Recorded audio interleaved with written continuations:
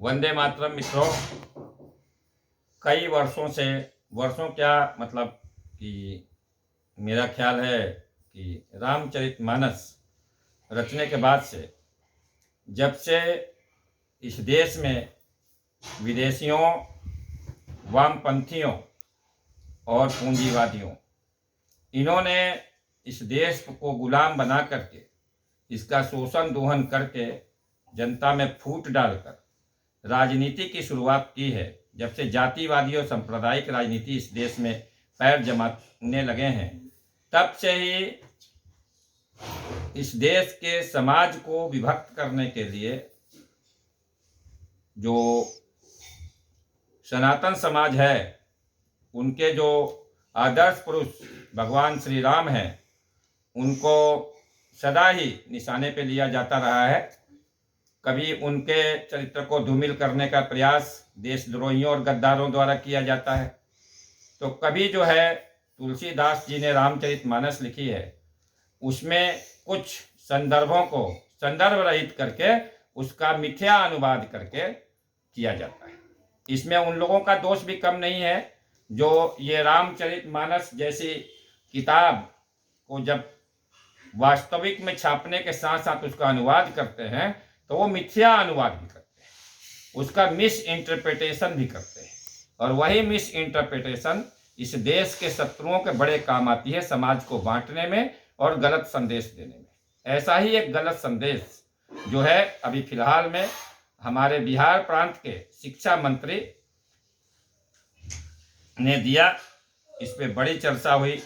वो एक प्रोफेसर हैं, पढ़े लिखे व्यक्ति हैं और लोग उनका बड़ा आदर करते हैं, परंतु उन्होंने सरकारी मंच से सार्वजनिक रूप में जिस प्रकार से इस झूठ को प्रचारित करने का प्रचार किया, मुझे लगता है उन्हें प्रचार पाने के लिए ये सब किया, और देश की जनता में जातिवादी फूट डालने का यह सबसे घृणित और कुत्सित प्रयासों में से एक है। सरकार के संवैधानिक पद पर बैठा हुआ व्यक्ति अगर झूठी मान्यताओं के आधार पर झूठ फैला करके देश की जनता में जातिवाद का जहर बोता है, तो इससे बड़ा दुर्भाग्य इस देश और इस देश की जनता का क्या होगा, यह समझने की जरूरत है। मैं आपको संदर्भ सहित इस चौपाई का अर्थ बताता हूं, जिसे देशद्रोही द्वारा और जाति के नाम पर झूठी राजनीति करके जनता का शोषण और दोहन करने वाले अपराधियों द्वारा झूठ बोलकर फैलाया जाता है। देखिए, जब भगवान चलते हैं, सीता जी की खोज करते हैं, और रास्ते में जब उन्हें कबंध नामक राक्षस मिलता है और वह जब उसका जो है वध करते हैं, तो उस संदर्भ में भगवान और कबंध के बीच का जो संवाद है उसमें यह चीज आई है, और उसे तुलसी ने भगवान के मुख रविंद से, भगवान माने भगवान श्री रामचंद्र जी के मुख से निकले हुए वचनों के रूप में बताया है। जब कबंध कहता है कि दुर्वासा मोहि दीन सापा, प्रभुपद पेख मिटा सो पापा, सुनु गंधर्व कहूँ मैं तो ही, मोहि न सुहाई ब्रह्मकुल द्रोही। तो जब उन्होंने कहा कि दुर्वासा ऋषि ने मुझे श्राप दिया, कबंध कहते हैं, और मैंने आपके चरणों के रज से आज जो है उस साप से मुक्ति पा ली है, तो वो कहते कि हे गंधर्व, क्योंकि वह गंधर्व था और दुर्वासा ऋषि के साप से कबंध का जीवन जी रहा था, इस कारण से वो कहते हैं कि देखो, मुझे जो है ब्रह्म कुल में का जो है वो उससे नफरत करने वाला, घृणा करने वाला और उससे बैर रखने वाले लोग पसंद नहीं है, ये कहते हैं भगवान श्री राम। फिर उन्होंने कहा कि मन क्रम वचन कपट तजी, जोकर भूसुर सेव, मोहि समेत विरंच सेव, बसता के सब देव। तो मन क्रम वचन कपट तजी, जो व्यक्ति अपने मन क्रम और वचन का कपट, ईर्ष्या, निंदा, घृणा और कुंठा को त्याग करके भूसुर, इस धरती पर रहने वाले देवताओं का सेवा करता है, कहते हैं इस धरती पर रहने वाले देवों की सेवा करता है, मोहि समेत विरंच सेव, बसता के सब देश। तो जो इस भूसुर धरती पर रहने वाले देव, और धरती पे कौन रहता है? ईश्वर का अंश, यानी ईश्वर की संतानें सारे मनुष्य, तो उन जो इन मानव की सेवा करता है, परहित में काम करता है, हर प्रकार के त्याग और उसको कुंठा को छोड़ करके और ईर्ष्या को छोड़ करके, लालच को छोड़ करके, कपट को छोड़ करके जो मानव धर्म की सेवा करता है, मानव मात्र की सेवा करता है, उसको कहते हैं कि उसके वश में हम ब्रह्मा विष्णु शिव भी हो जाते हैं। इसमें भगवान ने कोई जातिवादी बात नहीं की। फिर इस कहते हैं, अगला श्लोक सुनिए जिसके ऊपर यह झूठा विवाद है। इस श्लोक के इंटरप्रिटेशन से आगे जोड़िए। सापत ताड़त परुष कहंता और विप्र पूज्य अस गावहि संता। फिर कहते हैं कि हे कबंध, हे गंधर्व, सापत ताड़त परुष कहंता, कहा जाता है कि साप देता हुआ, डांटता हुआ, कठोर वचन कहता हुआ जो है विप्र, विप्र माने जो सत्य और सदाचरण का पालन करें। विप्र का मतलब ब्राह्मण नहीं है, आप केवल एक जाति विशेष को मत कहिए।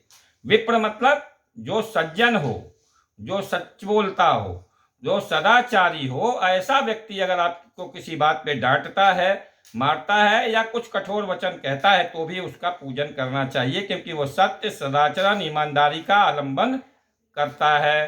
ठीक है। अब आगे कहते हैं, वो बताते हैं कि देव कौन है।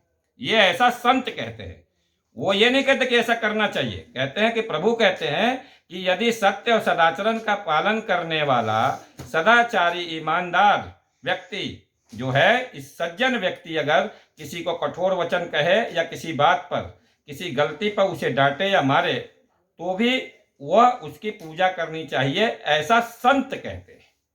फिर वो कहते हैं कि मेरे लिए भूसुर कौन है, मेरे लिए इस धरती पर रहने वाला इंसान कौन है और कौन है भगवान। तो वो कहते हैं कि पूज्य विप्र शील गुणहीना।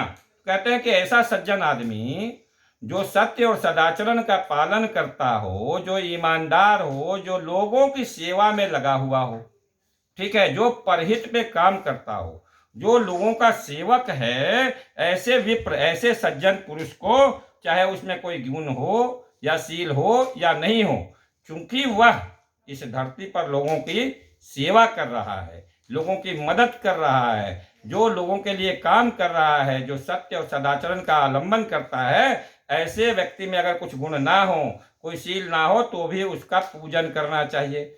और किसका पूजन करनी चाहिए? पूजिया से शुरू है यह लाइन और पूरी अंत तक जाएगी। तो और किसका पूजन करना चाहिए? तो कहते हैं शूद्र न गुणगण ज्ञान प्रवीणा, और उस शूद्र का भी पूजन करना चाहिए, उस सेवक का भी पूजन करना चाहिए जो गुण और ज्ञान में प्रवीण नहीं है, क्योंकि उसने उतनी पढ़ाई नहीं की है। इसके बावजूद वह चूंकि सेवा कर्म में लिप्त है, वह मनुष्यों को आगे बढ़ने में, इस मानव जाति के आगे बढ़ने का आधार स्तंभ है, इसलिए ऐसे सेवक, ऐसे शूद्र का हमें पूजन करना चाहिए। तो भगवान ने भूसुर की परिभाषा दी है, इस परिभाषा को गलत मत बताइए, जनता को झूठ मत फैलाइए। उन्होंने कहा है कि सत्य और सदाचरण का आचरण करने वाला विप्र यानी सज्जन पुरुष भी पूज्य है, और इस मानव समाज की सेवा करने वाला शूद्र, चाहे वो गुण गण ज्ञान से वंचित जरूर है, शायद उसने उतनी पढ़ाई नहीं की है जो और लोगों ने की है, इसके बावजूद भी वो अपने सेवा कर्म के कारण पूज्य है। इसको उलट दिया महात्मा जी ने, क्योंकि वो देश को बांटना चाहते हैं, समाज को बांटना चाहते हैं, और सेवक वर्ग को यह कहना चाहते थे कि नहीं नहीं, तुमको तो वो गलत बोल रहे हैं। लेकिन गलत, बिना संदर्भ के यह नहीं हो सकता। ईश्वर ने पहले कहा कि कपट रहित सज्जन व्यक्ति को जो पूजन करता है यानी मान सम्मान देता है, उसकी बात मानता है, उस व्यक्ति को वश में ईश्वर रहते हैं। क्यों रहते हैं? क्योंकि वह व्यक्ति सत्य और सदाचरण के साथ दूसरों की सेवा करता है। और दूसरा व्यक्ति वह है जो सेवक है, जो शूद्र है, वो गुण ज्ञान प्रवीण माने एकदम दक्ष नहीं है, उसके अंदर गुण और ज्ञान की कमी थोड़े है, लेकिन वो दक्ष नहीं है, परफेक्ट नहीं हो सकता, वो अपने व्यवसाय में, अपने कार्य में परफेक्ट है, तो भी उसका पूजन करना चाहिए। कहा तो यह कि ये दोनों धरती के देव हैं, सज्जन पुरुष और गुण और ज्ञान से हीन होते हुए भी शूद्र, ये दोनों ही कौन है? पूज्य हैं, ये कहा। और इसके आगे कहते हैं भगवान श्री राम, तुलसीदास जी कहलवाते हैं कि कहे निज धर्म ताहि समुझावा। अपना धर्म कह करके उन्होंने बोला मेरा तो यही धर्म है कि मैं सज्जन पुरुषों का और शूद्रों का पूजन करता हूं, वही इस धरती के देवता हैं। निज पद प्रीत देख मन भावा, रघुपति चरण कमल सिर नाई, गयो गगन आपन गति पाई। और इसके बाद जो है वो कबंध तो अपना गति पाके चला जाता है और प्रभु कहते हैं सरसिज लोचन ओ ताहि देहि गति राम उदारा, आसाबर के आश्रम पग उधारा। तो उन्होंने कहा कि मैं शूद्र और विप्र यानी सज्जन पुरुष को इस धरती पे देवता मानता हूं। ऐसा कह करके कबंध को मुक्ति प्रदान करके भगवान श्री राम माँ सबरी के आश्रम में पैर रखते हैं। आप समझिए, इसको लिंक करेंगे तो आपको पता चलेगा कि वह मन कर्म वचन से ना तुलसी किसी को हीन समझते थे और न ही भगवान ने सबरी के जूठे बेर खाए, वो उन्हें माता के समान आदर देते थे और उन्हें ईश्वर के समान पूज्य मानते थे। तो इस समाज ने अगर उसका मिस इंटरप्रिटेशन ऑफ फैक्ट न किया जाए तो यह निश्चित हो गया, इस बात से यह सिद्ध होता है कि भारतीय समाज दो ही लोगों की पूजा करता रहा है, पूजन योग्य मानता रहा है। एक वह जो अच्छा सज्जन और सच्चरित्र व्यक्ति जो दूसरों की सेवा में लीन है वो विप्र पूजन के योग्य है, और दूसरा वह व्यक्ति जो शूद्र वर्ग यानी सेवक वर्ग से आता है। शूद्र का मतलब नीच नहीं होता, शूद्र का मतलब सेवक, सेवा प्रदान करने वाला। आज भी सर्विस प्रोवाइडर्स दुनिया में सबसे ज्यादा आदर के साथ पकड़े जाते हैं, उस समय भी सर्विस प्रोवाइडर्स दुनिया में सबसे अच्छे और सबसे पूज्य माने जाते थे। तो यह स्पष्ट कर दिया गया कि भारतीय समाज अपने सेवक वर्ग यानी सर्विस प्रोवाइडर्स और सज्जन सच्चरित्र और दूसरों की सेवा करने वाले वर्ग को ही पूज्य मानता रहा है। सदियों से सहस्त्राब्दियों से ये झूठे जातिवाद का खेल खेलने वाले और झूठे सांप्रदायिकता का खेल खेलने वाले नीच देशद्रोही लोग आज भी संभल जाएं, क्योंकि इसका उत्तर जनता उनको ऐसा सबक देगी कि जीवन में फिर वो कभी खड़े नहीं हो पाएंगे। जातिवादी और सांप्रदायिकता का खेल छोड़ करके जनप्रतिनिधियों से आग्रह है कि वो समाज सेवा जन सेवा का खेल करें, वो जनता की सेवा करें, जनता के हित में काम करें, भेदभाव की नीतियां समाप्त करें, संविधान से हर प्रकार के जातिगत और सांप्रदायिक भेदभाव के कानून और नीतियों को समाप्त करके सारी जनता को एक समान करें, तभी वो इस समाज में विप्र बन पाएंगे, तभी वो पूज्य बन पाएंगे। और साथ ही यह पूरा समाज, इस देश में जो नौकरी चाकरी करने वाले लोग हैं वो पूज्य हैं, क्योंकि वो देश के लिए काम करते हैं। देश के किसान पूज्य हैं क्योंकि वो देश के लिए काम करते हैं। सेवा कार्य करने वाला हर व्यक्ति पूज्य है, यही इससे संदेश मिलता है। और बताइए, एक शिक्षा मंत्री स्तर का आदमी इसका मिस इंटरप्रिटेशन ऑफ फैक्ट करके कहता है कि यह किताब जो है नफरत फैलाती है। मैं अगले श्लोक का, क्योंकि वीडियो बड़ा हो गया है, अगले श्लोक का भी ससंदर्भ आपको उदाहरण देते हुए वीडियो लॉन्च करूंगा और इनको सही उत्तर दूंगा। जय हिंद, जय भारत, जय मां भारती।